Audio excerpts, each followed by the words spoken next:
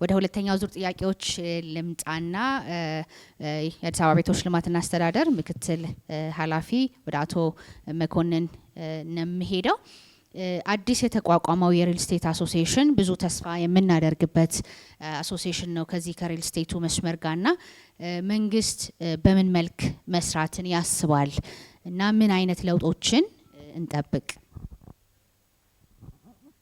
እሺ አመሰግናለሁ። እንግዲህ የሪል ስቴት የኢትዮጵያ ሪል ስቴት አልሚዎች ማህበር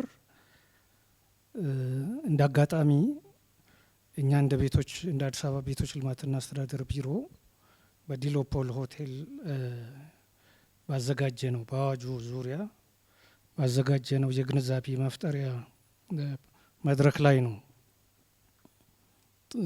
ጥንስሱ የተጀመረውና ይሁን እንደሆነም የተደረገው ይሄንንም ለማድረግ የተገደድነው የፈለግነው ከሪል ስቴት አልሚው ማህበረሰብ ብዙ ነገር ስለምንጠብቅ ነው። ስለዚህ በከተማው ላይ የሚገነቡ ቤቶችን መንግስት ብቻውን ማቅረብ እንደማይችል በሀገር ደረጃ በፖሊሲ ደረጃ እና ፖሊሲና ስትራቴጂ ደረጃ አቋም ተይዟልና አልሚ ባለ ሀብቶችን ወደ ሴክተሩ ወደ ኢንዱስትሪው ማስገባት የግድ ስለሆነ በሂደትም ደግሞ ይሄንን ልማት እንዲረከቡ መንግስት ለአነስተኛ ገቢ ዜጎች የክራይ ቤት አቅርቦት ላይ ብቻ ትኩረት አድርጎ እንዲሰራ ሌሎች ልማቶች በግል ባለ ሀብቱ እንዲያዙ ስለሚፈለግ ከየትኛውም ከከስተመሩ በተጨማሪ እኛ እንደ አዲስ አበባ ቤቶች ይህን ሪል ስቴት ማህበር መመስረቱን በእጅጉ እንፈልጋለን ማለት ነው። ስለዚህ በቀጣይም አብሮ ለመስራት ዝግጁ ነው። በአዋጁም በደንቡም የሚፈቀዱ ኢንሴንቲቮች ብዙ ነገር ስላለ እንግዲህ እንደጸደቀ ወደ ስራ አስገብተን አብረን በሰፊው ለመስራት እቅዳለን። በተጨማሪም ደግሞ ምናልባት የሚዘገይ ከሆነ ባለው አሰራር ይሄ ደንቡ መጽደቁ የሚዘገይ ከሆነ ባለው አሰራር አብረን ለመስራት ከ2018 በጀት ዓመት ጀምሮ ዝግጁ ስለሆንን አሰራሮችን ተከትለን ያው በመነጋገር ወደ ስራ የሚገቡበት አካሄድ ለመፍጠር ዝግጁ ነን ማለት ነው። አመሰግናለሁ። እጅግ አድርገን እናመሰግናለን። የዚህን ተቋም ስራ መጀመር እንግዲህ እኛም እንደ ማርኬተር እንደ ማርኬቲንግ ካምፓኒ እጅግ የምንጠብቀው ነው። ለደንበኞቻችን ብዙ ሴፍ የሆኑ ለአልሚውም የሚያሰሩ ነገሮችን ይዞ ስለሚመጣ ቅድም እንደተጠቀሰውም ሴልስ ኤንድ ማርኬቲንግ ስራን ወደ ፕሮፌሽናል ሌቨል ምክንያቱም ብሮከሬጅ ፈርምስ ውጭ ሀገር ቢሊዮን ዶላር ካምፓኒዎች ናቸው። እኛ ሀገር እንደምናየው ደላላ ወይ ምናምን እንደምንለው አይደለም። በደንብ በትምህርት በፋይናንስ የታገዙ ትልልቅ ተቋማት ናቸው። አሁን ሪል ስቴት ማርኬቲንግን ስናስብ ኮንስትራክሽን የሪል ስቴት ስራዎች ለሀገሪቷ ትልቅ ሬቨኒው የሚያመጡ ሴክተሮች ናቸው። መንግስትን በሰፊው እንደተነገረን ከራስ አልፎ ከግል ጋር አብሮ እስከ መስራት በአሶሲዬሽን ደረጃ እስከ መስራት ድረስ የታሰበው ከዚህ አንጻር ነው። እኛም የራሳችንን ኢንፑት እዚህ ላይ የማስቀመጥ ሀሳቦች አሉን። በዚሁ ከሪል ስቴት አሶሲዬሽኑ ጋር በተገናኘ ወደ አርክቴክት ከድር ሊሂድ በሚቀጥሉት 5 አመታት ውስጥ ምን እንጠብቅ? ምናልባት ከዚሁ ከአሶሲዬሽኑ ጋር በተገናኘ ብዙ ፕላኖችን ብዙ ሰፊ ሀሳቦች እንዳሉ ታውቃለሁኝ። ግን ለኛ ለዚህ መድረክ በሚሆን መልክ እንዲሁም ደግሞ ፐርሰናሊ አንተ ምን ፎርካስት አደርጋለህ? ምን ኤክስፔክት አደርጋለህ? አመሰግናለሁ። አንድ ተቋም አንድ ግለሰብ ወይም መንግስት እቅድ ሲያቅድ ወይም ስልጣን ሲይዝ 5 አመት ይባላል አይደለ? አይ ቲንክ ከዛ ነው ወሰድሽው። ዌል ማንኛውም ተቋም አሶሲዬሽን ይሁን ኢንስቲትዩሽን አክቹሊ እኔ ምን አምናለሁ ተቋሞች የሚገነቡት በአሶሲዬሽን በሙያ ማህበራት በኢንስቲትዩሽን ነው አገር የምትገነባውና እንደዚህ አይነት አሶሲዬሽኖች ትልቅ እንድምታ አላቸው።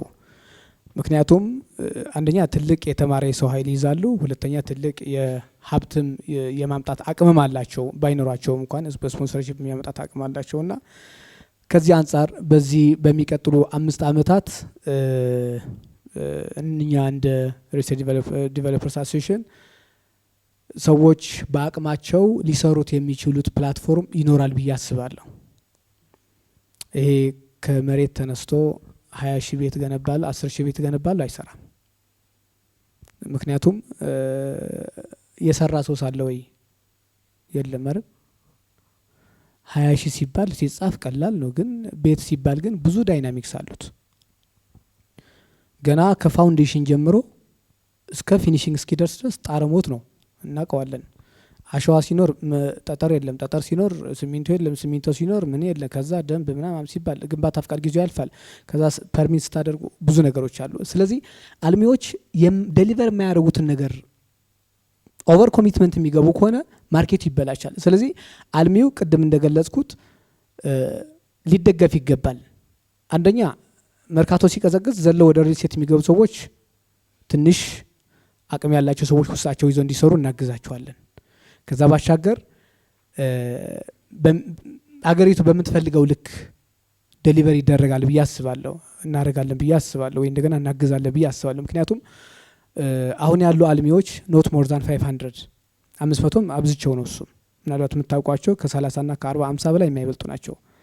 ነገር ግን እኛ የምንፈልገው አገሪቱ የምትፈልገው ከተማይቱ የምትፈልገው ከዛ በላይ ነው። እንዲህ ለማድረግ እንደገና ኮንዲንሲቭ የሆነ ኢንቫይሮንመንት ካለ ብዙ ሰዎች ወደ ሴክተሩ እንዲመጣ ይፈልጋል። ስፔሻሊ ማርኬቲንግ ላይ ያላችሁ ሰዎች ትልቁ ስራ ሪል ስቴት ላይ ማርኬቲንግ ነው አይደለ? ሪል ስቴት ላይ 2 ኮምፖነንቶች አሉ፣ ማርኬቲንግ እና ኮንስትራክሽን።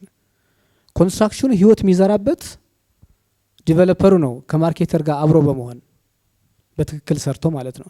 ስለዚህ እንዲህ ለማድረግ ምን ያስፈልጋል? ኮድ ኦፍ ኮንዳክት ያስፈልጋል። ሰዎች የሚሰሩበት አልሚዎች የሚሰሩበት በኮድ ኦፍ ኮንዳክት የየራሳቸው ስትራቴጂ ፕላን ኑሯቸው በስነ ስርዓት እንዲሰሩ እናደርጋለን።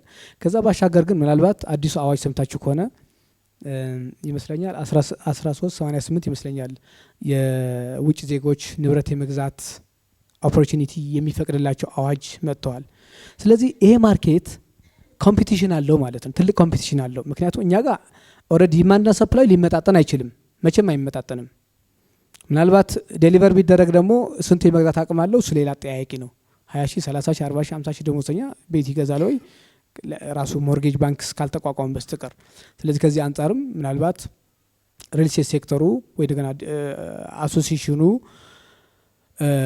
እገዛዎች በማድረግ እነዚህ ነገሮች ሞር ሰፖርት በማድረግ ወደፊት የማምጣት የማገዝ ነገሮች ሲኖሩ ማርኬቱ የተሻለ ነገር ይሆናል። ምክንያቱም ነጮች ከመጡ ነገ ህንዶች፣ ፓኪስታኖች ብላ ብላ ይመጣሉ፣ ሪል ስቴት ይገነባሉ፣ መሬት መግዛት መሸጥ ይጀምራሉ። ያኔ ኦቨርሃንድ እንደረጋለን እና እዚህ ላይ ወደ ዘርፉ የምትመጡ ሰዎች የምታስቡ ካላችሁ በስነ ስርዓትና በዲሲፕሊን መስራት በጣም አስፈላጊ ነው። ከዚህ አንጻር ምናልባት አገሪቱ ከምትፈልገው ከተማይቱ ከምትፈልገው የቤት አቅርቦት አንጻር በስርዓት ከሰራን የተሻለ ዴሊቨር እናደርጋለን ብዬ ስለማስብ አሶሲዬሽኑ እዚህ ላይ እገዛ እንደሚያደርግ ቃል እገባለሁ። አመሰግናለሁ። በጣም እናመሰግናለን።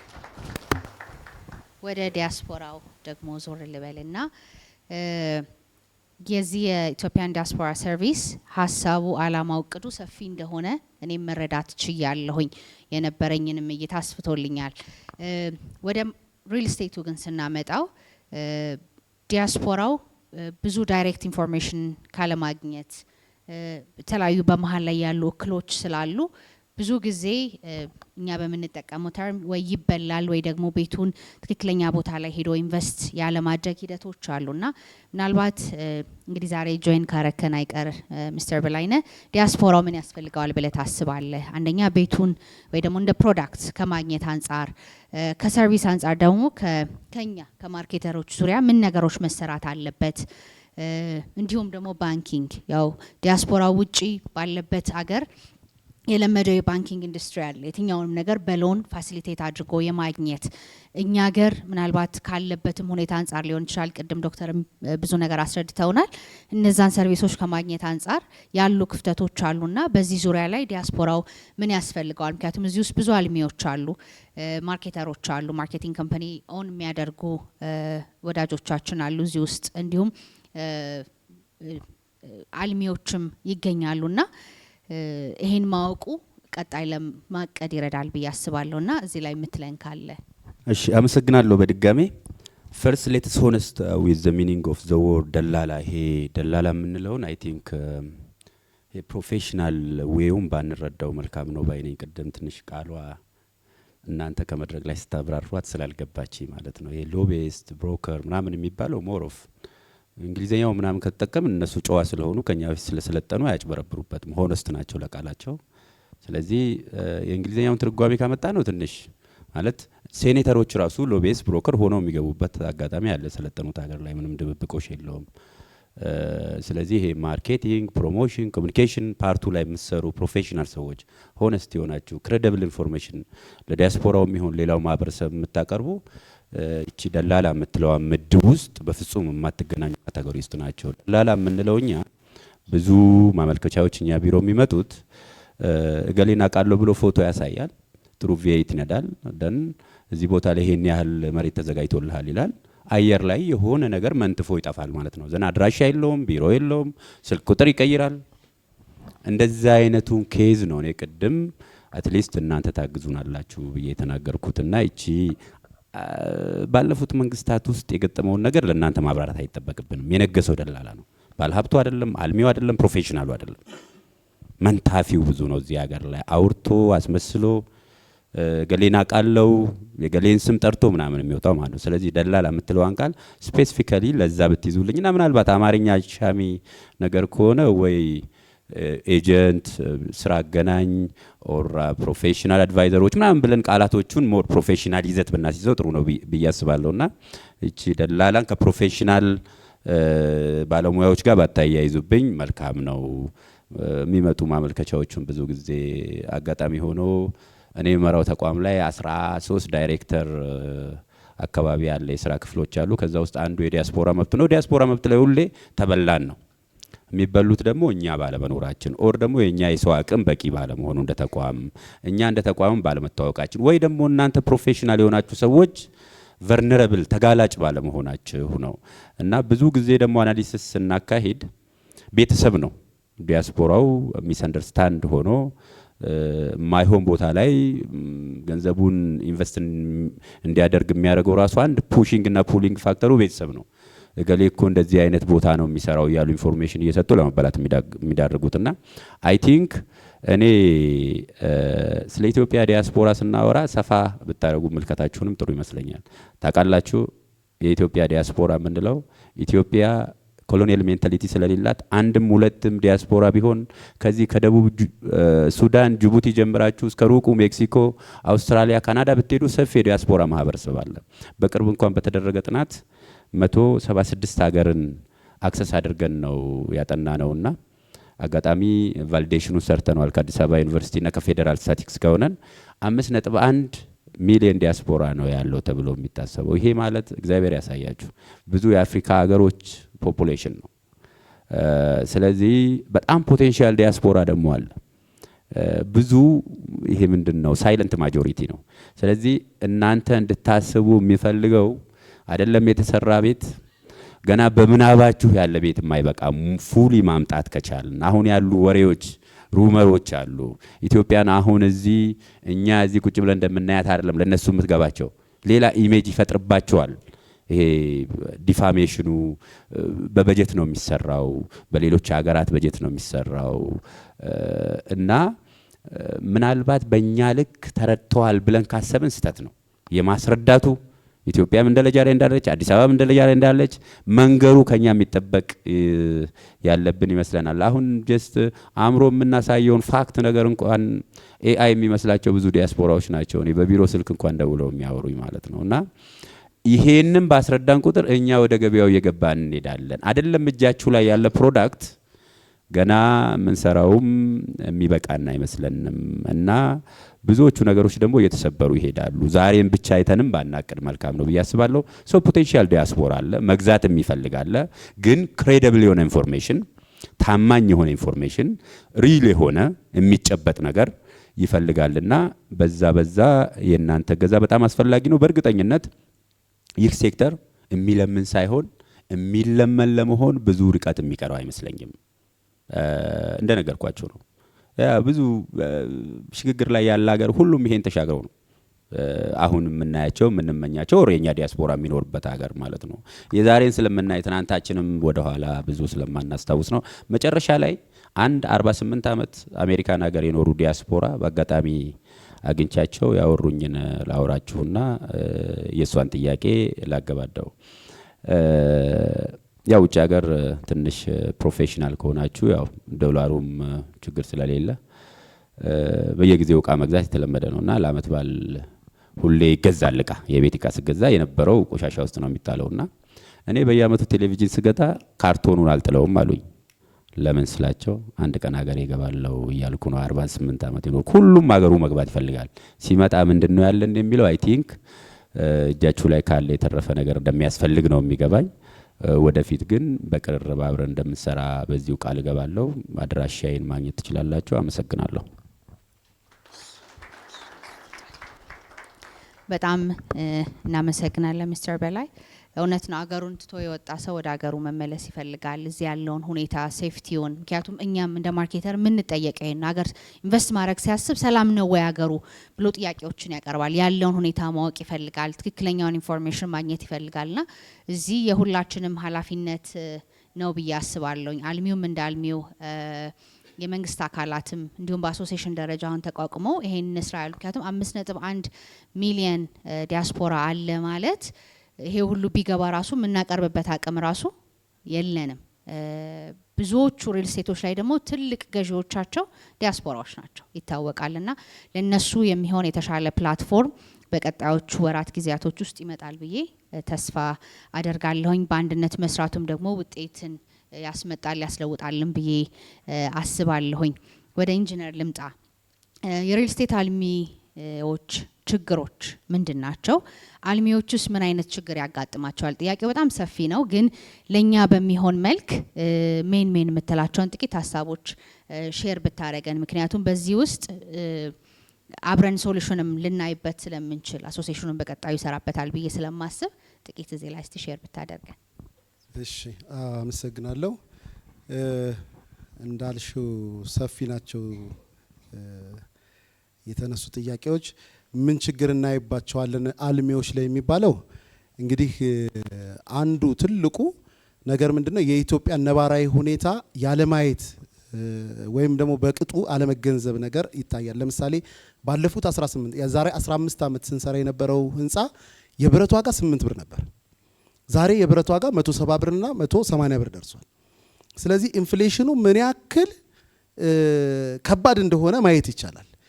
ወደ 23 24 ዓመት አካባቢ ኮንስትራክሽኑ ላይ ቆይቻለሁ። በዛ ጊዜ ውስጥ በጣም ከባድ ነውና በተለይ ደግሞ ሪል ስቴት ሴክተሩ ላይ ረጅም ፕሮጀክቶችን የሚይዙ ድርጅቶች በጣም ትልቅ ፈተና አለባቸው። ያን ምለው ምንድነው ለምሳሌ ላስት ይር ሴራሚክ የምንገዛው 800 ብር የነበረው ዛሬ 1650 ብር ነው። በሁለት ሳምንት ውስጥ የትራንስፎርመር ዋጋ ኤልፓ ላይ ብቻ ከ1 ሚሊዮን እስከ 2 ሚሊዮን ብር ጨምሯል። ስለዚህ ይሄ ማለት ኮንስትራክሽን ሴክተሩ ላይ በጣም ፈታኝ ነውና እኔ ሁሉንም ሪል ስቴት ካምፓኒዎችን ስናማክር ምንድነው ኮንሰልታንሲው ስላለን እምለው እንደው የአንድ አመት ተኩል ፕሮጀክትን ፕላን አድርጋችሁ ያዙ ነው። የ3 ዓመት የ4 ዓመት ፕሮጀክት በቃ ስፔኩሌት ለማድረግ ራሱ ከባድ ነው። አንደኛው እንግዲህ ትልቁ የምናየው መሬት ላይ ስንወርድ ያንን ነው። የዛሬ 5 ዓመት ወይ 8 ዓመት የጀመረ ካምፓኒ እስካሁን ድረስ ያላተረከበ በጣም ብዙ ነው። ስለዚህ ይሄ ደግሞ ወርድ ኦፍ ማውዙም በጣም ከባድ ነው። የሚሰሩትን ጤናማ ድርጅቶች በጠቅላላ ይዟቸው እንደ ሀገር ገደል ስለሚገባ ማለት ነው። ሌላው the power of execution እየታየ አይደለም ማለት መጥኖ አለመጉረስ ነገር አለ። ለምሳሌ ያህል ቁጥር መጥራት ቀላል ሆኗል። ቅድም አርክቴክት ከድር እንዳለው 1000 2000 3000 ሲባል ነገር ግን መሬት ስንወርድ እንደው ባለው ሁኔታ 1000 ቤት መስከረም ጀምሮ መስከረም የሚጨርስ ካምፓኒ ኢትዮጵያ ውስጥ ሪል ስቴት ላይ አላየንም። ስለዚህ ትልቅ ፈተና ስላለብን ወደ መሬት ወርደን መስራት መቻል አለብንና ያ ማለት እንግዲህ we have to walk the talk ማለት ነው። ዳይቨርሽን ቅድም ዶክተር እንዳለው በጣም የኮስት ዳይቨርሽኖች አሉ። ይሸጥና ፕሮጀክቱ ላይ እንግዲህ እናንተም የተገናዘባችሁት ነው። ፕሮጀክቱ የዛሬ 2 ዓመት 3 ዓመት ተሽጧል፣ ግን አልተሰራም፣ አልተጀመረም። ሆነስትሊ በጣም ሰፈር የሚያደርገው ያ ድርጅት ነው። በተለይ አሁን አብዛኞቹ ሪል ስቴቶች ላይ የሚመጣው አሁን ፈተና በተለይ ደንቡ ከመጣ ባክሎግ ያለባቸው ካምፓኒዎች እያደረጉ ያሉት ምንድነው? ይሄን ሸጠው ያኛውን ነው የሚሰሩት። ስለዚህ በጣም ትልቅ ቻሌንጅ ይኖርባቸዋልና እነዚህ ነገሮች የሚታዩ ናቸው። ሌላው እኔ የማየው እናንተም ሼር የምታረጉት ይመስለኛል ብዙ ሪል ስቴት ካምፓኒ ፎከስ የሚያደርገው ማርኬቲንጉ ላይ ነው። እስከ 12 እና 14% እኮ ኢንተረስት ሬት የሚከፍል ካምፓኒ አለ ከሬቨኑ። ያን ያክል ያተርፋል ሪል ስቴት ካምፓኒ ያተርፋል ወይ? ትልቅ ጥያቄ ምልክት ነው። ስለዚህ እዛ ላይ የሚሰራው በጣም በሚያሳዝን መልኩ ግን ለቴክኒካል ቲሙ ለመሬት የወረደውን የሚሰራ 3-4% ራሱ የሚያስብ ካምፓኒ አለ ነው ብለን ብንፈትሽ የለም። ስለዚህ ቅድም ስትሉ እንደነበረው ምንድነው ደላሎች ጀገኑ ባለዋለ ገበያ ዋጋ እየተመኑ ይላል ያዩ ፈንገስና ምናልባት ቅድም እንደተባለው ይሄ ደላላ የሚለውን ቃል ማን ነው በእውቀቱ ስዩም አንድ መጽሐፍ ላይ መንደር ውስጥ ልታሽገ ብቻ አለ ማሳጅ ቤት ገባውና ሌላ ነገር ጀመሩ። ምሳጅ ነው ማሳጅ ነው የምትፈልገው አሉኝ አለ። ለካ ያኛው ምሳጅ ነው የሚባለው ይሄኛው ማሳጅ ነው። ልክ እንደዛ እንግዲህ የደላላንም የሆነ እንግዲህ ኮኖቴሽን መፍጠር አለብን ማለት ነው። ግን ኢን ጀነራል ማርኬቱ ላይ ስታዩ 12 13 14% እየተከፈለ በቃ ይቸበቸባል፣ መሬት ላይ የለም። ስለዚህ ያ ነገር መቆም መቻል አለበት። የሆነ ቦታ ላይ በቃ ልንለው ይገባልና የኢንኤፊሽንት የሆነ ፕሮጀክት ላይፍ ሳይክል ማኔጅመንት ከኢንሰፕሽኑ ጀምሮ እስከ እንደው ኤክስኪዩሽኑን ሞኒተሪንግ ኤንድ ኢቫሉዌሽን እስከ ክሎዝ አውት ድረስ በስነ ስርዓቱ ይሰራል የሚለው ትልቁ ፈተና ነው። አብዛኛው ኢኮኖሚክ ኦፍ ስኬላቸውን አያውቁም። በነገራችን ላይ ለምሳሌ ሆቴል ላይ 1000 ቤድ 1000 አልጋ ያለው ሆቴል ኢኮኖሚክ ቤስት ነው ይባልና ከ1000 በኋላ ዲስኢኮኖሚክ ኦፍ ስኬል ላይ ይመጣል። ከስተመር ዲሳቲስፋይድ ይሆናል። እንዲህ ተብሎ ሳይንሱ የሚያደርገው አለ። የኛ ኢኮኖሚክ ኦፍ ስኬላችን የቱ ጋር ነው? አንድ ሪል ስቴት ካምፓኒ የት ድረስ ነው ማክሲመም ፕሮፊቱ? ከዛ በኋላ እኮ ዲክላይን ያደርጋል። ያንን አውቀነው እንሰራለን ወይ? ስለዚህ ያለውን በጠቅላላ መጉረስ ነው። ስለዚህ ሁልጊዜ የምንለው ነገር አለ። የምንጎሰው ከምንውጠው በላይ ከሆነ ለሰውም ስንታይም ከባድ ነው፣ ለሌላውም ከባድ ነው። ስለዚህ አንዱ የምናየው ሪል ስቴት ሴክተሩ ላይ ፈተናችን ያንን ነው። ያንን መወጣት መቻል አለብን። አልሚዎች ላይ የምናያቸው ችግሮች ኖሌጅ ቤዝድ የሆነ አይደለም። ቅድም እንዳልነው በሲኢኦ ሌቭል ለምሳሌ አለ 10,000 ቤት 5,000 ቤት ስንል በጣም ከባድ ከሆነ የቢሊየን ብሮች ፕሮጀክት ነው። ያንን ማኔጅ ማድረግ የሚችል ሎካል ሲኢኦ አለ ነው ራሱ ማድረግ እንችላለን። ያንን ማኔጅ ከውጭ አመተ መቅጠር አለብን። ኤአርፒ ሲስተም እንጠቀማለን፣ ቢሙን እንጠቀማለን። ሌሎች ነገሮች የምንለውን ስናይ ኢቭን መክፈል አንችልም። ምክንያቱም እኛ ከዚህ በፊት ባህታ ቤተክርስቲያን እዚህ ቤተ መንግስት ጀርባ ያለች ስንጠግን እንዳጋጣሚ እኔ ነበርኩኝ የጠገንኳትና ስንጠግን ትልቁ ችግራችን ስዕሉን ለመስራት ከኦስትሪያን ያመጣ ነው ሰው፣ ዶሙን ለመስራት ጀርመናዊ ነው ዶሙን የሰራው። ውስጥ ያለውን ስራ ሌሎቹን ፔይንቲንጉን ምናምን ከኦስትሪያ ያመጣች፣ ግማሹን ከጣሊያን። ምክንያቱም ኤክስፐርቱ የለም። ያን እንግዲህ ጣሊያን ካምፓኒ ስለሆነ ነው ያን ያክል እያመጡ የሚሰሩት። በነገራችን ላይ ጣሊያኖቹ 100 ዓመት ደረሱ ስንል ሌላ ነገር አይደለም። ኢንቨስት መደረግ ያለበት ቦታ ላይ ኢንቨስት ማድረግ አለ። የሰው ኃይል ላይ ኢንቨስት ማድረግ አለብን። በድሉ ህንፃ በ1960 እኔ አብሬያቸው መሰራ ድርጅት ነው የሰራውና በ1960 ሲሰራ አናጺ ያመጣው ከሲሲሊ ነው። በድሉ ህንፃውን አይከነች። ስለዚህ ከሲሲሊ የመጣ ጣሊያን ልክ እንደሰራው እዚህኛው ላይም ወርደን ልክ እንደዛው ማየት መቻል አለብን ማለት የሰው ኃይላችን ሰስተኔቢሊቲ ግሪን ቢልዲንግ የመስራት ነገር በጣም የለም። ሆነስትሊ ኬንያ ናይሮቢ ላይ ስንሄድ ብዙ ፋሲሊቲዎች አሚኒቲዎች አሉት ቢልዲንጎቻቸው። ወደኛ ሀገር ግን ስንመጣ እነዛን ነገሮች ኢንኮርፖሬት ማድረግ አለብን። አፎርደብል ቤቶችን አድሬስ ማድረግ እንችላለን ወይ የሚለው ትልቁ ጥያቄ ነው። ነገር ግን መንግስትም እንደ ሶሉሽን ያስቀመጠው እኛ በዚህ በኩል እናደርግ፣ ቢያንስ ሚድል ክላሱን አፐር ክላሱን ሪል ስቴቱ መባሉ ጥሩ ነገር ነው። ሌላ እኔ ኳሊቲ ላይ በትልቁ መሰራት መቻል አለበት። ዴሊቨሪ ላይ መሰራት መቻል አለበት። ዊክ ስቴክሆልደር ኢንጌጅመንት አለ። ከስተመሩ በጣም ያለቅሳል። ሪል ስቴት ካምፓኒው ቀርቦ እንደው እነዛን አድሬስ የሚያደርግበት ቸግሮም ከሆነ እኮ ቸገረኝ ይሄንን ነገር ብሎ መናገር መቻል አለበትና ያንን ፕላትፎርም የሚያስቀምጥበት ቦታ የለም። ይሄ ስንል ግን ለምሳሌ ማርኬቲንግ ካምፓኒዎችን ራሱ አክኖሌጅ ያደርጋል ወይ? አንድ ሪል ስቴት ካምፓኒ ያለውን ፕሮጀክት 1000 ቤት ከሆነ ምናልባት 800ን ሽጠውለታል። የት ገባ ብለው የመጠየቅ ስልጣን አላቸው ወይ? ይመልሳል ወይ ያ ሪል ስቴት ካምፓኒ? ይሄ መለመድ ያለበት ነገር ነው። ኩዌሽን ሲደረግ ብሩ ተሰብስቧል፣ መሬት ካልወረደ ሁሉንም ነው ይዞ ገደል የሚገባው። አንድ ካምፓኒ እኮ ለወርድ ኦፍ ማውዝ ከባድ ነገር ነው። ልክ ዲፌም ሲደረግ ትንሾቹ የሙሉውን ነገር የሙሉውን ስም ስለሚያጠፉ ማለት ነው። ሌላው እኔ ኢምፓክት ኦን አርባን ፕላኒንግ በትልቁ መታየት መቻል አለበት። ለምሳሌ 5000 10000 ቤት ኮመን ሆነ። ሆነስትሊ 10000 ቤት ሲሰራ እኮ አንድ ኮምፓውንድ ውስጥ 2 በር ካለው በየ2 ደቂቃው በየ3 ደቂቃው በየ2 ሰከንዱ በየ3 ሰከንዱ አንድ መኪና ቢወጣ 3 ሰዓት ይፈጃል መኪኖቹ ወጥተው ለማለቅ 10 ምናምን ሺህ መኪና ከዛ ኮምፓውንድ ስለመውጣት። ስለዚህ ይህንን ነገር ክሪቲካሊ አይተነዋል ወይ? ኢቭን አዲስ አበባ እኔ መሸከም ትችላለች ወይ የሚለው ነገር በትልቁ ለምሳሌ ዌስት ወተር ትሪትመንቶች እኔ አሁን ትልቁ የምንለው አቃቂ ቃሊቲ ያለው 100,000 ሜትር ኪዩብ ነው የሚይዘው። አሁን 85,000 ደርሷል። ያለው በፈር ዞናችን 85,000 15,000 ነች ማለት ነው። በጣም ትንሽ ነች። ያሰብነው የምናስበውና የሚያስፈልገና የምንፈልገው ተዛብቷል ማለት ነው። እና እዛ ላይ እሱንም እያየን አልሚዎች የት ነው የምንወስደው፣ ዌስት ወተራችን የት ነው የምንወስደው፣ ትራፊክ ማኔጅመንታችን እንዴት ነው የሚለው በደንብ እየታየ አይደለም። ከዛ ውጭ ኢምፓክት ኦን አርባን ፕላኒንግ ያልኩት ቅድም በጣም የተጨናነቁ እንደው እንዴት መግለጽ እንደምችልም አላቅም። አንዳንዶቹ ህንፃ የሚሰሩት የህንፃ ጫካ ነው የሚመስሉት። አንዳንዱ የሚሰራው በቅጡም የለውም። መስኮት የሚወጣበት ለምሳሌ ቦርደር ላይ ይሆናል፣ ጨለማ ክፍል ይሆናል። እነዚህ ላይ ራሳችንን መጠየቅ መቻል አለብን ማለት ነው። እያንዳንዳችን እንደ ሪል ስቴት ዲቨሎፐር አልሚ ማየት ያለብን ነገሮች ናቸው። ሌሰን ለርን አይወሰድም፣ አክኖሌጅመንት አይሰጥም። አክኖሌጅመንት የምንል ለምሳሌ ቤስት ማርኬተር ማን ነው? ሪል ስቴት ካምፓኒው ይሸልማል ወይ? እንደው ወጥቶ አዋርድ ይሰጣል ወይ?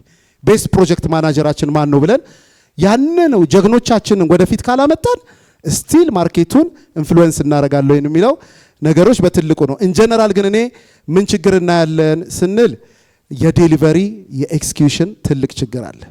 የምናወራውና የሚሆነው ሰፊ ጋፖች አሉት። እዛ ላይ መስተካከል አለበት ብዬ አስባለሁ። ይሄንን ካልኩኝ እንግዲህ ሪል ስቴቶች ማስተካከል ያለብን ነው። ሪል ስቴት ደግሞ አልሚው ደግሞ ምን ችግር አለበት ደግሞ የሚባለው ደግሞ እሱን ደግሞ ልክ እንደ አልሚ ደግሞ ብዙ ችግሮች አሉብን እንጂ ብዬ ደግሞ እዛ ላይም ደግሞ ማንሳት የምንችላቸው ነገሮች አንደኛው ቅድም እንዳልነው የኢንፍሌሽን ችግር ነው። ኢንፍሌሽኑ በጣም ከባድ ነው። ስለዚህ ምን ማድረግ አለብን? ምናልባት ሾርት ተርም ፕላኖችን ፋይናንስ ላይ አንደኛ ኢንአክሰሰብል ነው ፋይናንሱ ብንፈልገውም በጣም ውድ ነው ብናገኘውም 20% እኮ ነው ገባ ኢንተረስት ሬቱ 100 ሚሊዮን ብር ስንበደር 21 22 23 ሚሊዮን ብር የምንከፍለው ነው። ስለዚህ ኮስት ላይ ሲጨመር በጣም ትልቅ ነው። የውጮቹን ስናይ ለምሳሌ ናይሮቢ ላይ ቻይና ምንድነው የሚያደርጋቸው? ቻይኖቹን ልክ ሲልካቸው 0.5% ኢንተረስት ሬት ብድር ይሰጣቸውና ዲቨሎፕ አድርጋችሁ መልሱ ይላቸዋል። ስለዚህ እዚህ ላይ ምንድነው እሱ ምን ማድረግ አለብን የሚለውን በጥናቶች የሚመለሱ እኛም የተለያየ ጥናቶች በጋራ ሆነን እያጠናን ነው። ከዛ ውጭ እንግዲህ ዲፌም የሚያደርጉ ካምፓኒዎች አሉ። ሃርድ ቶኮች በእውነት ያስፈልጉናል። ልክ እንደዚህ አይነት መድረክ ላይ እንደው ባለቤቶች እየተጠራን እኔ እንደ አፍሪኮን ምን ነካ ሱፍ ለብሰህ ዘንጠሃል ግን ፕሮጀክትን አላስረከብክም ተብዬ ከፍ መደረግ መቻል አለብኝ። ስለዚህ የእውነት በቃ የእውነት ዲስከሽኖች መጀመር አለባቸው፣ መሬት ወርድ መቻል አለባቸው እንጂ መኪናችን የሚያምር ሆኖ ልብሳችን የሚያምር ሆኖ እንዴት ብለን ነው? ምክንያቱም እጃችን ላይ የምናየው የደም ገንዘብ ሆነ የለቅሶ ገንዘብ ሆነ። ስለዚህ እሱ ቅድም ካልኩት ጋር ነገር ግን ዲፌም የሚያደርጉ ሰዎች ደግሞ እኔ ዴሊቨር ካላደረኩኝ የአርኪቴክት ከድር ድርጅት ለምን ይወቀሳል? ስለዚህ መውጣት አለበት። ይሄ ራሱ አንድ ችግር ነው ማለት ነው። ምክንያቱም ሲስተማችን ፊልተር አድርጎ እነንትና ብላክ ሊስት ውስጥ ናቸው የሚል ሲስተም ገና አላበጀንም። ይሄ ትልቁ ችግር ስለሆነ ማለት ነው። ሌላው ታክሴሽን ላይ ነው። ለምሳሌ ታክሴሽን ላይ ያለብን ችግር ሆነስትሊ አሁን ቫት ለምሳሌ በየወሩ ሆኗል። 200 ሚሊዮን ብር የሰራ ድርጅት ገና ሳይገዛበት 30 ሚሊዮኑን ለታክስ ከፍሏል። በሚቀጥለው ሲገዛ 30 ሚሊዮን ብሬ መልስልኝ ይላል፣ አይመለስለትም። ትራፕድ ሆኗል። በእንቅርት ላይ ጆሮ ደግፍ ማለት ነው። በጣም ከባድ ነው። ፋይናንሱ በዚህ በኩል የለብንም፣ በዚህ በኩል ደግሞ እነዚህ ነገሮች። ስለዚህ እነዚህ በ3 ወር እንዲሆን በ6 ወር እንዲሆን ትንሽ ማሰብ መቻል አለብን። ቅድም ዶክተር ሰዋለህ እንዳለው የቤት ጉዳይ እኮ ቤዚክ ነሰሲቲ ነው። ቤሲክ ነሰሲቲ ከሆነ ደግሞ መተጋገዝ ወደ መሬት መውረድ መቻል አለበት ማለት ነው። ኤግዘምሽን ለምሳሌ ሴፍቲ ኢኩፕመንቶች ሴፍቲ ማድረግ አለበት፣ ግን ታክስድ መሆን የለበትም። ስለዚህ በእንደዚሁ እንዲገባ መደረግ መቻል አለባቸው። ታክስ ክሬዲቶች የተለያየ ለምሳሌ ግሪን ኢኒሼቲቮች ህንድ ሀገር ስንሄድ ለምሳሌ ሬኖተር ሃርቨስቲንግ እያንዳንዱ ህንፃ መስራት መቻል አለበት፣ ግን ኢንሴንቲቮች አሉ። ኢንሴንቲቮቹን ኢንትሮዲውስ ማድረግ መቻል አለበት። ግሪን ቢልዲንግ ስንሰራ፣ ሰስተናብል ኤነርጂ ስንሰራ እነዚህ ነገሮች ላይ መሰራት አለበት። ስለዚህ እነዚህ አሁን ብዙዎቹ እንግዲህ ያው ውስጣችን የሚቆሰቁሱ ስለሆነ ነው። ሌላው አፕሩቫል ኦፍ ለምሳሌ ቴክኖሎጂ ማስገባት መቻል አለብን። ከዚህ በፊት የገባ ቴክኖሎጂ ላይ ሰርቻለሁኝ። እነዚህ አልሙኒየም ቴክኖሎጂ የሚባል ሊድ አድርጌ ነበረ። ኢቭን ማዕከል ሲፈቀድ በስፔሻል መንግስት አግዞን በስፔሻል ኮንሲደሬሽን ምንድነው የተደረገው? በቃለ ጉባኤ ነው የተፈቀደው። ምክንያቱም ምንድነው እነዛ ሰዎች አዲስ ቴክኖሎጂ መጥቶ መሐንዲሶቻችን ይዩ ከተባለ ምን ይፈልጋል? 6 ወር 1 ዓመት ነው የሚፈጀው። አዲስ ቴክኖሎጂ እናስገባ እንደምለው ቀላል አይደለም። አፕሩቫሉ ከባድ ነው። ስትራክቸራል አናሊሲሱ አዲስ ነው። ልጆቻችን አያውቁትም። ማስተማር አለብን። ያን አናበቃም። ስለዚህ ፋስት ትራኪንጎች መኖር መቻል አለባቸው ማለት ነው። ፋስት ትራኪንጎች ኬንያ ላይ አለ፣ ሌሎቹ ሀገራቾች ላይ የተለያዩ ሀገሮች ላይ ስላለ ማለት ነው። ዲዛይኑ ላይ ቁጭ ብሎ ቲንክ ታንክ ቡድን ዲዛይኑን ሰርቶ ምን ብሎ አፕሩቭ ማድረግ መቻል አለበት። እነዛ ላይ መሰራት አንዱ ፈተኖቻችን ናቸው። ፊኒሽንግ ክሩ የሚባል ነገር ኢትዮጵያ ውስጥ በጣም በሚያሳዝን ሁኔታ ስትራክቸር ጎበዞች ሆነናል። 4 ፍሎር በ1 ወር እንሰራለን። ፊኒሽንግ ግን የለም። ስለዚህ መንግስትም እኛም ሆነስትሊ አብረን በጣምራ የፊኒሽንግ ኢንጂነሮች፣ የፊኒሽንግ ፎርማን፣ የፊኒሽንግ ክሩ ማሰማራት መቻል አለብን ማለት ነው። ሌላው ባየር ገዢዎቻችን ሆነስትሊ እንደሚሰቃዩት ሁሉ በገዢዎች ደግሞ የሚሰቃዩ ደግሞ ብዙ ካምፓኒዎች አሉ። 10% ይከፍልና ሰውየው ይጠፋል። 15% ይከፍልና ፌል ሲያደርግ ፕሪ ፋይናንሲንግ ላይ ተማምኖ ስለሆነ ስራ የሚሰራው እነዛ ነገሮች ትልቅ ፈተና ነው፣ በርደን ነው። ስለዚህ ያንንም ደግሞ ማሰብ መቻል አለባቸው ማለት ነው። አሁን ለምሳሌ እንደ አፍሪኮን ስንሸጥ ከ50% በታች አድቫንስ ፔመንት አንቀበልም። ምክንያታችን ምንድነው? በ1 ዓመት እንጨርሳለን። አንድ ህንፃ በ1 ዓመት ሴሚ ፊኒሽድ አድርሰን ካርታ እንሰጣለን። የዛ ጊዜ 10% የተከፈለን ሰው ፌል ነው የሚያደርግብን። ስለዚህ ፍራቻው ስላለን ማክሲመም እንጠብቃለን። ትንሽ ስለምንሰራ የሚያውቁን ሰዎች ይገዛሉ። ስለዚህ በትልቁ ግን ስኬል አፕ ግን እናደርገው ስንል ግን ስቲል ፈተና ውስጥ ነው። በ1 ዓመት ሊጨርስ የሚሉ ድርጅቶች አንዱ ፈተናቸው ምንድነው? ካሽ ኮሌክሽናቸው ነው። ስለዚህ ይሄም አንዱ ትልቁ ፈተና ነው። ሌላው ኮንፊደንስ ለመክፈል ኮንፊደንስ ማጣት ነው። ማርኬቱ ተበላሸብን። ይሄ በጣም የሚያስቸግር ነገር ነው። ክሬዲት ሰፕላየሮች ማጣት፣ ኤክስፒሪየንስድ ሲኦ ቅድም ያልኩት ኤክስፒሪየንስድ ሲኦ እና ኤክስፒሪየንስድ የሆኑ ፕሮጀክት ማናጀሮች፣ የፊኒሽንግ ማናጀር እንደዚህ ምድር የምንላቸው ማርኬቱ ላይ የለም። የመሬት ዋጋ በጣም ኤክስፔንሲቭ ነው። ሆነስትሊ መንግስት በሊዝም የሚያወጣው በሌላም የሚያወጣው ለምሳሌ 70/30 ስቲል በጣም ውድ ነው። እኛ ለምሳሌ አብሮ ማልማት እንሰራለን። እሱ ላይ አሁን ሪቫይዝ መደረግ አለባቸው ማለት ነው። ሪቫይዝ እያደረግን ቃስ እየተባለ መግባት አለበት። ምክንያቱም የኛም ኮስታችን ሬዲዩስድ መሆን መቻል አለበት። ቅድም እንዳልነው ለምሳሌ የማርኬቲንግ ኮስቱ 12% ከደረሰ በነገራችን ላይ ናይሮቢ 1% ነው። አድቮኬት ነው ከ1% እስከ 2% ይከፈላል። አድቮኬቱ አግሪመንቱን ወስዶ መንግስት ቢሮ ወስዶ አፕሩቭ አስደርጎ ሪሲቶቹን አፕሩቭ አስደርጎ ምን ብሎ ይጨርሳል። እኛ ጋር ደግሞ ያሉት ደግሞ ምንድነው? ማርኬተሮች አሁን ካምፓኒዎች ፈተናቸው ምንድነው? ለነሱ ብቻ አይደለም የሚወስዱት፣ ከስር ለሚወጡት ልጆች ይሰጣሉ። እንደዚህ አድርገው ምን ብለው ሲሰሩ ትንሽ ነው። እኛም ደፈር ብለን አውትሶርስ ማድረግ መቻል አለብን። በቃ አውትሶርሲንግ ዓለም ላይ እንደ ሪሊጅን ሆኗል። ሪል ስቴት ካምፓኒ ያለበት ጣጣ ብዙ ነው። ስለዚህ ወጣ ብሎ አውትሶርስ ላይ እንደ እምነት ወስደን መስጠት መቻል አለብን። እናንተ ጋርም ደግሞ ያለውን ደግሞ ኦፕቲማይዝ የሚደረጉበትን ነገሮች ኦፕቲማይዝ ተደርጎ መሰራት መቻል አለባቸው ማለት ነው። ለአንድ ላይም ስንመጣ ልክ እንደዛው መውረድ ያለበትን ማውረድ መቻል አለብን። ኢንፍራስትራክቸር ቅድም እንዳልኩት ዩቲሊቲው የሚሸከሙ አይደለም። ኢንፍራስትራክቸራችን ዌስት ወተር ትሪትመንታችን የለም። መንገዳችን ይሸከመዋል ወይ? ኤሌክትሪክ ፓወር ሰፕላይናችን ይሸከመዋል ወይ የምንለውን። ምክንያቱም አሁን መንግስት 5.5 ሚሊዮን ቤት በ10 ዓመት ይፈልጋል። ክሎስቱ በአመት እንግዲህ የሚፈልገው ወደ 480 ሺህ ቤት ይፈልጋል። አዲስ አበባ ላይ ብቻ ስናይ ባክሎጉ ምኑን ጨምሮ የሚፈርሱ የሚቀየሩ ቤቶችን ከ2 ሚሊዮን ብር ቤት በላይ ይፈልጋል። ስለዚህ ያንን አድሬስ ለማድረግ አብሮ ብዙ ነገሮች መሰራት መቻል አለበት። ቁጭ ብለን ማገዝ እኛም ራሳችን መንግስትን አግዘን ብዙ ነገሮች ምክንያቱም እኛ ጋር እናግዝም ብለው ሁልጊዜ ምንድነው ፋይናንሱ ሪል ስቴት ዲቨሎፐሩ ጋር ካለ ሪሰርቸር መቅጠር ይችላል። ከአዲስ አበባ ዩኒቨርሲቲ ጋር የተወሰኑ ፕሮፌሰሮችን ቀጥሮ እዚህ ላይ አሰስመንት ብንሰራ ፕሮፖዛል ብንሰጥ የተሻለ ይሆናል። መድረክ ላይ ቁጭ ብለን በየሚዲያው ከማውራት አልፈን ኮንሰፕት ፔፐር ኮንሰፕት ነቶችን ማውጣት መቻል አለብን። ዳት ወይ መቀየር የምንችለው ቀረብ ብለን ስንሰራ ነው። አሶሲሽንም ቅድም ተመሰረተ ያልነው እኮ ትልቁ ገዛው ያ ነው። ሌላው እኔ ማርኬት ላይ ሪስክና ዲማንድ ፍለክቹዌሽኖች አሉ በየጊዜው። ለምሳሌ ተማምነን በምንሰራበት ጊዜ ትልቅ እንትኖች ችግሮች አሉብን። ኮሚኒቲ ኦፖዚሽኖች አንዱ ፈተናችን ኮሚኒቲ ነው። ለምሳሌ በምንሰራበት ጊዜ ሰዓት ወስጄ ይሆን እንዴ? ነው እሺ፣ አንድ ሁለት ፖይንት ብቻ ነው የሚጨምረው። እንግዲህ ኮሚኒቲ ኦፖዚሽኖች አሉብን። ሬጉሌሽን ቅድም እንዳልነው የሚቀያየር ለምሳሌ የዞኒንግ ነገር አምፕላንድ የሆኑ 10 ሜትር 5 ሜትር ይግባ ሲባል እኛ ላይ የሚመጡ በርደኖች ስለሚኖሩ ለምሳሌ ዞኒንጉ ከፍታው ሃይት ሬጉሌሽኖች በረጅም ጊዜ እንዲሆኑ ከመንግስት ጋር ቀረብ ብለን መነጋገር መቻል አለብን። አንዱ ፈተናችን ነው የሚሆነው። ግን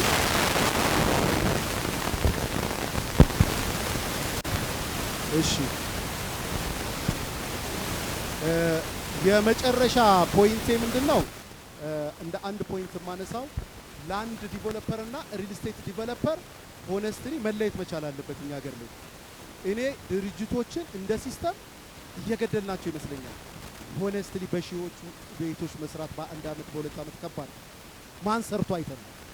ስለዚህ ቁጭ ብለን እንደ መንግስት እኛ ከዚህ በፊት ለመንግስትም ፕሮፖዛል አቅርበናል። ላንድ ዲቨሎፐር ሲባል መሬቱን ኢንፍራስትራክቸሩን የስዌሬጅ ላይኑ ምኑ ተሰርቶ ፕሎቶች ናቸው መሸጥ መቻል አለበት። ምክንያቱም ከዛ የሚወጣው ጎርፍ ራሱ ማኔጅመንቱ በጣም ከባድ ነው። 5000 ቤት ለመስራት እኛ አሁን 15 ካምፓኒዎች ሆነን 15 በአፍሪኮን ቪሌጅ ብለን እያዘጋጀን ያለ ነው አለ የምንሰራቸው 3000 ቤቶች ናቸው። 3000 ቤቶች ራሱ መከራችን። ከአሜሪካን ሀገር ከአንድ ዩኒቨርሲቲ ጋር ኦልሬዲ ክሎዝሊ እየሰራ ነው ከአንድ ፕሮፌሰር ጋር። ምክንያቱም ፍለድ ማኔጅመንቱ እንዴት ነው የምናደርገው የሚለው ሌሎች ነገሮች ተያያዥ ስለሆኑ ስለዚህ ሪል ስቴቱ ላይ በጣም ብዙ ችግሮች አሉ። ያው ሁላችሁም እንድትረዱ ነው ይሄንን ያልኩት። ምንድነው እሱ ሁሉም ሰው መረዳት መቻል አለበት። ሪል ስቴት ካምፓኒዎች በፈተና ውስጥ ከቀን ወደ ቀን በፈተና ውስጥ እየሄድን ያለ ነው። ያንን ደግሞ የምናደርገው ስቲል ደግሞ እኛ የምናሻሽለው አለ። አብረን በጋራ የምንፈታቸው ነገሮች አሉ። ሆኖም ስቲል እየሰራን ነው። አንድ ሀገር ነች ያለችን። ዴሊቨር ማድረግ መቻል አለብን። የሚሰራውን አክኖሌጅ ማድረግ መቻል አለብን። ወደፊት ማምጣት አለብን። ሲስተማችን መዘርጋት መቻል አለብን። ሪዋርድ ሲስተሞቻችን ሌሎቹን ማምጣት አለብን። ላለው አመሰግናለሁ። እጅግ አድርገን እናመሰግናለን። ብዙ ሀሳቦች ናቸው የተነሱት በፋይናንስ አስፔክት፣ ከዴሊቨሪ ዲዛይን፣ ከመንግስት ጋር መሰራት ያለባቸው ጉዳዮች አቶ መኮንን አንዳንድ ፖይንቶችን ሲጽፉ እያየሁ ነው። ከሪል ስቴት አሶሲዬሽኑ ጋር በተገናኘ እነዚህ ስራዎች ያው ክፍተቶቹን ስናይ አብረን እንደ ፕሮብሌም ሶሉሽን ሳንድዊች ካደረግ ነው አብረን ሶሉሽኑን ማየት እንችላለን። አንዳንዴ ፕሮብሌሙን አይደንቲፋይ ማድረግ ራሱ እንዳለ አክኖሌጅ ማድረግ በእኛ በኩል ይሄ ክፍተት አለ፣ በመንግስት ደግሞ ይሄ መታየት አለበት፣ በማርኬተሩ በኩል ይሄ ችግር አለ፣ ገዢው ጋር እንዲህ አይነት ክፍተቶች አሉ፣ የኮሌክሽን ችግሮች አሉ። እንደዚህ ተብሎ የተነሳ ናቸው። ሁሉም እዚህ ውስጥ ያሉትን አልሚዎች አስነስቼ ብጠይቅ ሼር የሚያደርጉኝ ሀሳቦች ናቸው።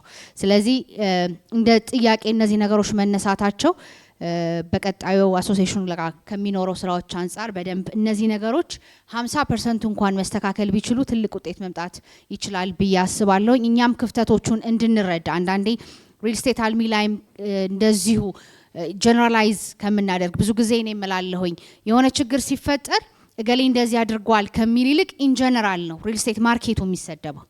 ጥሩ የሚሰራው ያለ እንዳለ ሆኖ ስለዚህ ኢንዲቪጁዋሊ መወቀስም በዚህ አሶሲዬሽን ውስጥ በሚወጡት ህጎች መስራቱ ሁሉም ሰው ያለውን አቅም የሚያሳይበት ዋናው ደግሞ እንደተባለው ቤት ገዢ ቤቱን ማግኘት አለበት። ይሄን እኛም አምነን የምንሄድበት መንገድ ነውና ብዙ ስራዎችን ለመስራት እድሉን ይሄ ይሰጠናል ብዬ አስባለሁ። ሀሳባችንን እንድንጠቀልል ብቻ የመጨረሻ ጥያቄ ቅድም ምክር አዘልም ሀሳቦች ስለመጡ ወደ ዶክተር ልሂድና የመጨረሻ መዝጊያ ሀሳባችንን እንደማጠቃለያ አቶ መኮንን የሚዘገሉልን ይሆናል። ዶክተር አሁን ከዚህ ከተገናኙት ችግሮች ጋር ምን አይነት ሶሉሽኖች ቢሰሩባቸው ጥሩ ነው ብለው ያስባሉ? የውጭ ባንኮች ጋር በተገናኘም ገቨርንመንትም እዚህ ውስጥ ምን አይነት ነገሮች ውስጥ ቢገባ እንደ ጥያቄዎች ያየናቸው ስላለ ጥቂት ከእርሶ ይሄን ሀሳብ ብንወስድ፣ በመጨረሻ ደግሞ አቶ መኮንን እንደ መዝጊያ ሀሳብ የተነሱትንም ሀሳቦች አክኖሌጅ ከማድረግ አንጻር እኛም እንደ ድርጅት ከሴልስ ኤንድ ማርኬቲንግ ካምፓኒ ባለፈ ኢንፑት ማስቀመጥ እንፈልጋለን ውጤት እንዲያመጣ። ምክንያቱም ብሪጅ ሆነን በአልሚውና በገዢው መሀል ምን ሰራው ማርኬተሮች ነን። ሶ እዚህም ያሉትን ከዚህም ውጭ ያሉትን ሌላም ሴልስ ኤንድ ማርኬቲንግ ካምፓኒዎቹንም ሪፕሬዘንት በማድረግ አብረን የምንሰራበትንም ሀሳቦች ቢያወጉን ደስ ይለኛል። ስለዚህ መጀመሪያ ወደ ዶክተር ልሂድና መዝጊያውን ሀሳብ ወደ አቶ መኮንን እመጣለሁ። አመሰግናለሁ። አመሰግናለሁ። ያው በሪል ስቴት ዘርፉም ሆነ ኤኒ ቢዝነስ ከሚያስፈልጉት መሰረታዊ ነገሮች አንዱ ፋይናንስ ነው። ቅድም ያልነው የዴሊቨሪ ችግር፣ የመዘግየት ችግር፣ የኳሊቲ ችግር ያላቸው አብዛኞቹ ሲታሰሩ ምንጫቸው ፋይናንስ ነው። አንዳንዴ ፋይናንሱም ኑሮ ፋይናንሱን ማኔጅ የምናደርግበት መንገድ ነው የችግሩ መንስኤ የሚሆነውና በኢትዮጵያ ኮንቴክስት የኢትዮጵያ ውስጥ ያሉ ባንኮችን አቅም እንደው በወፍ በረር ለማሳየት አንድ ፕሮጀክት እያጠናሁ ነበር። የአንድ ሪል ስቴት ፕሮጀክትና ኒርሊ ወደ 5000 ቤቶች ለመስራት የታቀደ ፕሮጀክት ነው በፐብሊክ ፕራይቬት ፓርትነርሺፕ። ኦፕቲሚስቲክ በሆነ ስቲሜት ወደ 40 ቢሊየን ብር ይፈልጋል ያ ፕሮጀክት ኦቨርኦል የፕሮጀክት ኮስቱ። ከዚህ ውስጥ በሰልፍ ፋይናንሲንግ የአልሚው የራሱ ካፒታል ኦን ኮንትሪቢዩሽን በጣም ለጥጠን 90% አደረስ ነውና ከፋይናንስ ተቋም የምንፈልገው 10% ብቻ ነበር። የ10% 4 ቢሊዮን ነው። 4 ቢሊዮን የአንዳንድ ባንኮች ካፒታል አይሞላም። የባንኮቹ ራሱ 4 ቢሊዮን ካፒታል ያልደረሱ ባንኮች አሉን። ስለዚህ የባንኮቻችን አቅም ማሳያ ነው። ትልቁ ጃያንት የሚባለው ባንክ ሄደን ያን 4 ቢሊዮን ፋይናንስ ማድረግ አይችልም። የሲንግል ቦሮር ሊሚት የሚባል አለ። የሴክቶሪያል ዲስትሪቢዩሽን አለ ለሆኑ በራሱ ፖርትፎሊዮ። ስለዚህ በኢትዮጵያ ኮንቴክስት የኢትዮጵያ ባንኮች የሪል ስቴት አልሚዎችን ፍላጎት ለማሟላት ገና ከኋላ ናቸው።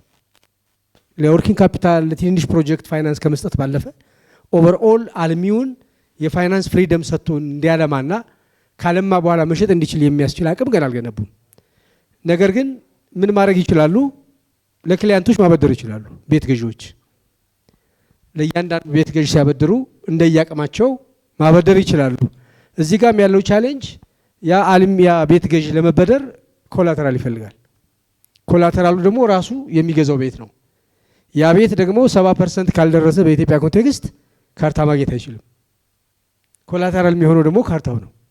እንዲህ አይነቱ ጥንቅጥ የሆነ የተሳሰረ ችግር ውስጥ ነው ያለ ነው። ስለዚህ አሁን እንግዲህ አንዱ ተስፋ ቅድም እንደተገለጸው የውጭ ባንኮች ወደ ኢትዮጵያ ማርኬት የሚገቡበት ፕላትፎርም ተፈጥሯል። አዋጁ ወጥቷል፣ መመሪያዎቹ ወጥተዋል። አንዳንድ የውጭ ሀገር ባንኮች ተመዝግበው የዲው ዲሊጀንስ ስራ እየተሰራ ይገኛል። እነዚህ አቅም ያላቸው ባንኮች ወደ ኢትዮጵያ የፋይናንስ ሴክተር በሚገቡበት ጊዜ ሪል ስቴቶች አንድ ተስፋ የሚያደርጉት አቅም የሚባለው እንግዲህ የፋይናንስ አቅም ነው። ያን የፋይናንስ አቅም ይዘው የሚመጡ ባንኮች ይሄን ሪል ስቴት ሴክተር ፋይናንስ ለማድረግ እንደ አንድ ኦፕሽን ይታያሉ እና እሱ እንዳንድ ተስፋ ማድረግ ነው። ሁለተኛው የካፒታል ገበያው ነው። ቅድም እንዳልኩትኝ በዘላቂነት ሶልቭ የሚያደርገው እሱ ነው። እሱ ጋር ደግሞ ተጠቃሚ ለመሆን የአልሚዎቻችን ቁመና ደግሞ ማድረግ ከፐብሊክ የሚወስዱትን ሪሶርስ በአግባቡ መመለስ የሚያስችል የውስጥ አሰራር አደረጃጀት ቁመና ላይ ነው ወይ ያሉት የሚለው ደግሞ በሌላ ኢንዲፔንደንት አሰስ ስለሚደረግ እሱም ቻሌንጅ እንዳይሆን ካሁኑ ተቋም ለመመስረት መስራት ያስፈልጋል። ትውልድ ተሻጋሪ ዘመን ተሻጋሪ ተቋም መስራት ያስፈልጋል። ያ ከሆነ የፋይናንስ ችግሮች ይፈታሉ። ካልሆነ ግን ሲሪየስ የሆነ ችግር ነው የሚገጥመው። ወደ እናንተ ወደ ማርኬቲንግ ሙያተኞች ስመጣ ደግሞ ቅድም የተነሳ ነገር አለ። 10%፣ 20%፣ 15% ኮሌክት አድርጌ ፕሮጀክቱ ላይ ማላውለው ከሆነ አድቫንስ የከፈለው ደንበኛ ብቻ አይደለም የሚጎዳው፣ እናንተም ተጎጂ ናችሁ። የአብዛኛው ማርኬተር ክፍያ የሚከፈለው ኮሚሽን ቤዝድ ኦን ኮሌክሽን ነው። አድቫንስ ፔመንቱ ላይ ኮሌክሽን ስላለ ኮሚሽን ታገኛላችሁ። ከዛ በኋላ በፕሮግረስ ቤቱ እያደገ ሂዶ ደንበኛው ተጨማሪ ክፍያ ኢንጀክት ባደረገ ቁጥር ነው ኮሚሽን የምትወስዱት። ስለዚህ በመጀመሪያው ኮሌክሽን በመጀመሪያው አድቫንስ ፔመንት ፕሮጀክቱ ስታክ ያደረገ የእናንተም ክፍያ በዛው ልክ ነው የሚቀርብ። ብዙ የደከማችሁበት ወጣችሁ ወርዳችሁበት ቢዝነስ ኮሌክት አታደርጉት። 80-75% ክፍያውን ሳታገኙ ነው የምትሄዱት። ስለዚህ ቅድም እንደተባለው ከደንበኞቻችሁ ጋር ያለው ግንኙነት እንደተጠበቀ ሆኖ አልሚዎችም የፋይናንሻል ዲሲፕሊን እንዲኖራቸው ኮሌክት ያደረጉትን ገንዘብ ሪሊ ፕሮጀክቱ ላይ ማዋሏቸውን በደንብ መከታተል ያስፈልጋል። ያን ለማድረግ ደግሞ እናንተም ልክ አልሚዎቹ እንደተደራጁት መደራጀት ይጠይቃል። አልሚዎችን ቻሌንጅ ለማድረግ መደራጀትን ይጠይቃል። ከሆነ የቤት ገዢዎቹም ኢንተረስት ይሟላል፣ የእናንተም ኢንተረስት ይጠበቃል ብዬ አስባለሁ። መንግስትም ከዚህ ዘርፍ ማግኘት የሚገባውን ታክስ ብቻ አይደለም ባይዘው ከዚህ ሴክተር የሚያገኘው። በኢትዮጵያ ኮንቴክስት ትልቁ ጂዲፒ የሚመጣው ላለፉት 10-15 ዓመታት ከኮንስትራክሽን ዘርፉ ነው። ጂዲፒ ብቻ አይደለም የስራ ዕድል የሚፈጥረውም ይሄው ነው። ቫልዩ ቼኑን ባክዋርድ ኤንድ ፎርዋርድ ሊንኬጁን ብናየው ትልቁ ኢኮኖሚ ሞተሩ ኮንስትራክሽን ዘርፉ ነው። ስለዚህ ይሄ ተዳከመ ማለት እንደ ሀገር የሀገር ኢኮኖሚ ላይ የሚያሳድረው ኢምፓክት ቀላል ስለሆነ መንግስትም አይ ቲንክ ለዛ ነው አሁን መመሪያ አዋጅ አውጥቶ ክሎዝሊ ይሄን ሴክተር ሬጉሌት ለማድረግ ስቴፖች ተጀምረዋል። ስለዚህ እንደ ከዚህ ቀደሙ ፍሪ ራይደርስ የሚኖሩ አይመስለኝም እና ቅድም የተባለው በልክ መጉረጥ አፍ ሊያላምጥ በሚችለው ልክ ካልጎር ስንውጥ እንታነቃለን። እሱ ደግሞ ዘርፉ ላይ እየገጠመ ያለ ትልቁ ችግር ነውና እዛ ላይ መስራት ያስፈልጋል። አመሰግናለሁ።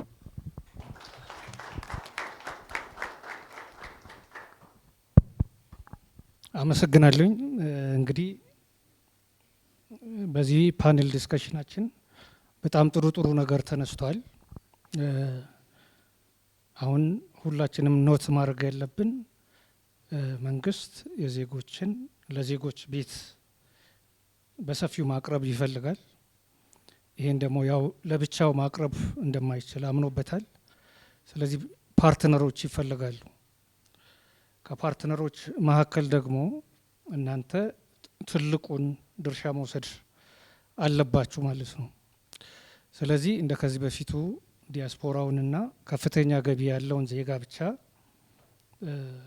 ተደራሽ ማድረግ ሳይሆን በጣም ብዙ ደንበኞች መካከለኛ ገቢ ያላቸው ዜጎች ከእናንተ ጋር መስራት የሚፈልጉ የእናንተን ቤት ገዢ መሆን የሚፈልጉ ስላሉ ሬጉሌትድ የሆነ ፕሮፊት ታሳቢ ባደረገ ቶሎ ቶሎ ቤቶችን ማቅረብ ላይ እንድትሰሩ ይፈልጋል። ስለዚህ ማርኬቱ ክፍት መሆኑን በጣም ብዙ የቤት ፍላጎት መኖሩን መታወቅና ስምሪታችሁን በዚህ መቃኘት አለባችሁ ነው። ሌላው ለአሰራር ግልጽና ክፍት እንዲሆን ብዙ የህግ ማዕቀፎች እየተዘጋጁ ነው። ስለዚህ መንግስትና እናንተን አብሮ የሚያሰራ የህግ ማዕቀፎች በሰፊው ተዘጋጅቶ ወደ ስራ እየገቡ ስለሆነ ከሱ ጋር ከህግ ማዕቀፉ ጋር ራሳችሁን ማለማመድ አለባችሁ። ቅድም ስባል እንደነበረው ባክሎግ ያለባችሁም በተቻለ መጠን ክሊን ሆናችሁ ወደ አዲሱ አሰራር ለመምጣት መሞከር አለባችሁ። ስለዚህ ለወደፊት በጣም ብዙ ስራዎች አብረን እንሰራለን። ወደ ማርኬቲንጉ ስመጣ ምናልባት ተመሳሳይ ፓኔል ዲስከሽኖች ጥሩ ናቸው። የሪል ስቴት ዴቨሎፕመንት ማህበሩም እያደረገ ያለው ተነሳሽነት ጤናማ የሆነ አሰራር ከተማው ላይ ሀገሪቷ ላይ እንድለማመድ ጥሩ ኮንትሪቢዩሽን ስላለው ተጠናክሮ እንዲቀጥል እንፈልጋለን እኛ።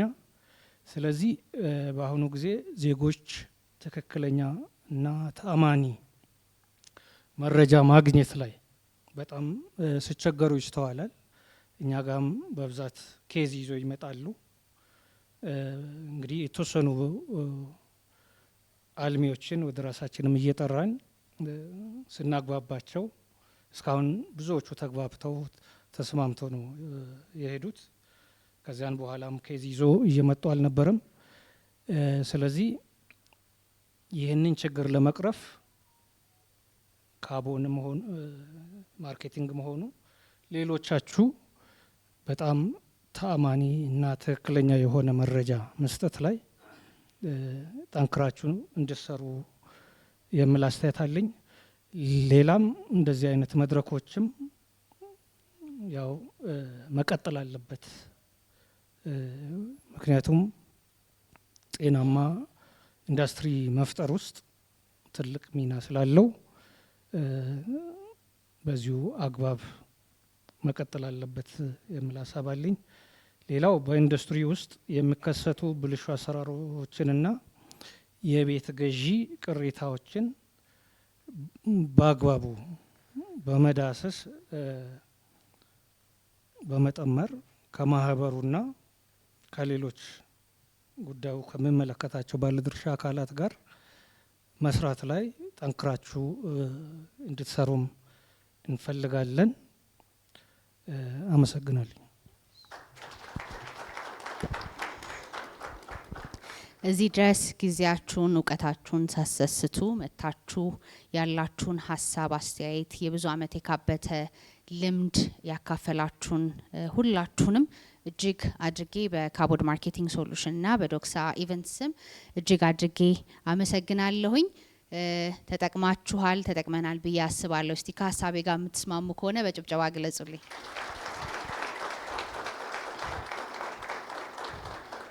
እሺ፣ እኛም እንደ ካቦድ ማርኬቲንግ ሶሉሽን ወይም ደግሞ እንደ ማርኬቲንግ ኤጀንት እዚህም ወዳጆች ያሉ ትልልቅ የማርኬቲንግ ፈርም ያላቸው በዚህ ኢንዱስትሪ ላይ ለውጥ እንዲመጣ እኛም ስራችንን በአግባቡ መስራት እንድንችል ሰዎች ቤታቸው ዴሊቨርድ ሆነው ማየት እንድንችል ክፍተቶች ላይ አብሮ ለመስራት እንፈልጋለን። ሰው ብዙዎቹ ዴቨሎፐሮች ጋር አብረን እንሰራለን። ከዛም በተጨማሪ ደግሞ በማንኛውም ሰዓት ቢሮአችን ለየትኛውም ኮንሰልታንሲ ወይም ሀሳብ ማጋራት ክፍት ነው። ከአሶሲዬሽኑም ጋር ከመንግስትም አካላት ጋር አብረን የመስራትና የለውጥ አካል የመሆን ኢንትረስት አለን። ስለዚህ ፓናል ዲስከሽናችንን እዚህ ላይ ጨርሰናል። ወደ ቦታችሁ ልምራችሁ። እጅግ አድርጌ በጣም አመሰግናለሁኝ። አረፍ በሉ።